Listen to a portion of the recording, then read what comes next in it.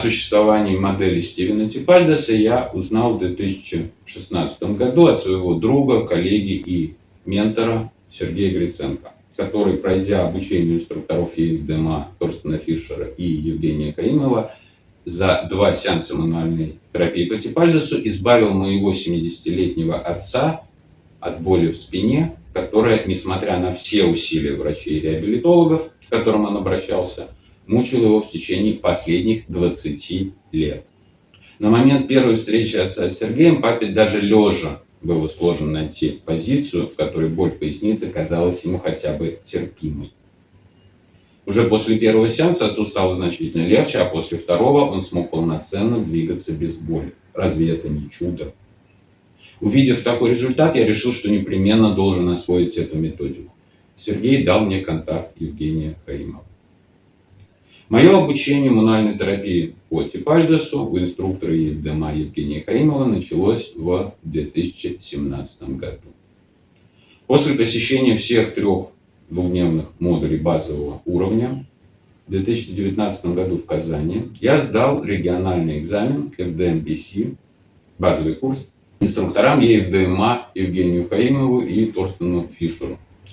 В том же году я поехал в Германию и прошел под их руководством стажировку. При том, что в период обучения я прибегал к мануальной терапии по Типальдесу в лечении всех профильных пациентов, кто был согласен на такое лечение. Вот рука, вот она. Дальше да. Я не могу понять. Так, еще раз снизу вверх. Вот, отлично. Да, это рука, которая не поднималась. Ну, да. И гордился своими результатами. После этой поездки мануальная терапия по Типальдесу заиграла для меня новыми, гораздо более яркими красками. Приобрела объем. В ответ на мою просьбу Евгений Хаимов допустил меня к ассистированию на своих семинарах. Сложно переоценить его терпение и внимание ко мне в тот период. Я это помню, очень ценю и безгранично ему за это благодарен. Он более чем щедро делился со мной материалами по ФДМ, которыми располагал, знаниями и опытом, разносторонне поддерживал меня. И все это несмотря на мою завышенную самооценку и строптивость. Его расположение, не всегда исчерпывающие, но всегда откровенные ответы на любые вопросы касательно ФДМ, его близость к доктору Георгу Харреру, первому из 2 учеников доктора Типальдеса, получивших от него право преподавания мануальной терапии по Типальдесу, делали тогда для меня поиск какой-либо информации и интерпретации в иных источниках бессмысленными. Со временем между Евгением и мной появились разногласия в понимании значения фасции в модели фасциальных дисторсий. Если на первом посещенном мной модуле он рассказывал о ней настолько подробно, насколько мог, то на последующих, на которых мне довелось побывать, полностью исключил этот раздел. Он объяснил мне эту перемену тем, что на результаты его лечения эта фрагментированная, не до конца понятная информация никак не влияет. И оттого она утратила для него значение. Несмотря на все приведенные им доводы, я остался на прежней позиции. Как я считаю, позиции автора ФДМ доктора Типальдеса. Тем не менее, несмотря на эти теоретические разночтения, мы продолжали наше взаимодействие. Я ассистировал ему на семинарах, активно работал над организацией русскоязычного ФДМ-сообщества из его курсантов, популяризацией ФДМ в странах бывшего Союза, создал и вел от его имени страницы в социальных сетях, проводил тематические встречи с заинтересованными курсантами и практикующими. В 2020 году семинары Евгения посетил Алексей Болдин, доктор медицинских наук, профессор кафедры восстановительной медицины, реабилитации и курортологии Сеченовского университета. Наше с ним знакомство перешло в плодотворное сотрудничество, в серию статей о ФДМ в российских профильных медицинских регулярных изданиях и написание и публикацию этого самого учебно-методического пособия. К моему тогдашнему недоумению Евгений весьма сдержанно отнесся к достигнутым нами в этом направлении результатам. За пределы русскоязычного пространства наша книга не вышла. В 2023 году в рамках подготовки к первому в России международному экзамену по ФДМ, так называемый FDM-IC International Certificate, который прошел в Казани, была переведена на русский язык книга ЕФДМА The Facial Distortion Model by Steven Tipaldes DO, Tipaldes Method. Это базовый учебник, на основании которого выстроена программа обучения мануальной терапии по Типальдесу инструкторами этой организации. Подробности происхождения этой книги я расскажу в следующей части своего видеоповествования. Тот факт, что составленное мной с авторами учебно-методическое пособие гораздо больше соответствовало этой книге, чем материалам, принадлежащим непосредственно авторству доктора Типальдеса, меня тогда не смутило. Но смутил ряд неточностей и противоречий, выявленных мной в процессе ее изучения. Естественно, я обсудил составленный мной при ее штудировании список вопросов со своим учителем. Он признал их актуальность и то, что книга нуждается в доработке. Ни для него, ни для других инструкторов ЕФДМА, с которыми я потом говорил об этом, новостью мое открытие не являлось. Параллельно с подготовкой к международному экзамену я готовил презентацию, которую собирался представить на ФДМ-конгрессе, который был совмещен с интернациональным экзаменом, участниками и докладчиками которого предполагались принимавшие экзамен инструктора ЕФДМА, доктор Георг Харрер и Штефан Анкер. Штефан Анкер – инструктор ЕФДМА, в прошлом занимавший пост ее президента. Темой моего доклада была объективизация каждой из 6 дисторсий, а жемчужиной – визуализация некоторых из них, сделанная моим выдающимся коллегой, врачом ультразвуковой диагностики Кириллом Клюевым.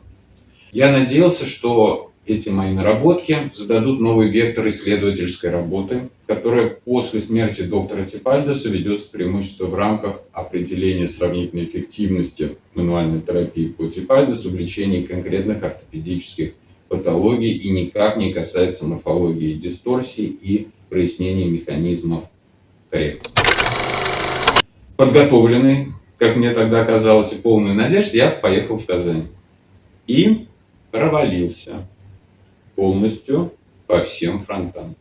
Инструктора, принимавшие международный экзамен, все 3 инструктора Европейской ассоциации ФДМ-терапевтов, отнеслись ко мне благожелательно, но единогласно не признали мой уровень достойным международного признания.